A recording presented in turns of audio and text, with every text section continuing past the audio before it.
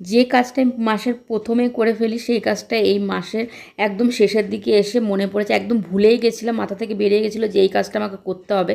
তো হাজব্যান্ডের ছুটি দেখেই আগেই এই কাজটা মানে এখানে চলে এসেছি জিআরটিতে ডিপোজিট করতে, যেটা আমি প্রত্যেক মাসে করে থাকি। তো এটা একদম ভুলেই গেছিলাম, মাথা থেকেই বেরিয়ে গেছিলো। তো দুজনে মিলে চলে এসেছি।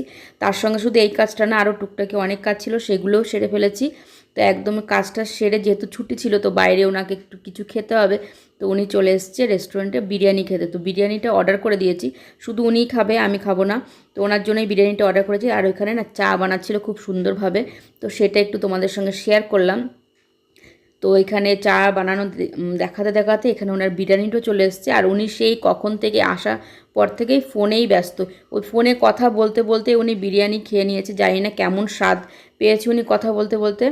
আমি তাও একটু তার মধ্যে একটু ভিডিও করে একটু শেয়ার করেছি তোমাদের সঙ্গে। উনি বিরিয়ানি করেছে চিকেন 65 বিরিয়ানি। আর বিরিয়ানিটা না দেখতে ওরকম লাগছে, কিন্তু টেস্ট দারুণ ছিল। আমি ওনার থেকে 1 চামচ খেয়ে দেখেছি। আমি বিরিয়ানি এমনিতে বেশি একটা পছন্দ করি না, কিন্তু এটা দারুণ লেগেছিলো। তারপর এখান থেকে আসার সময় অনেক সবজি বাজার সব করে নিয়ে এসেছি। এই ছিল ছোট্ট একটা মিনি ব্লগ। কেমন লাগলো জানিও কিন্তু কমেন্ট করে। তো আজকে আমরা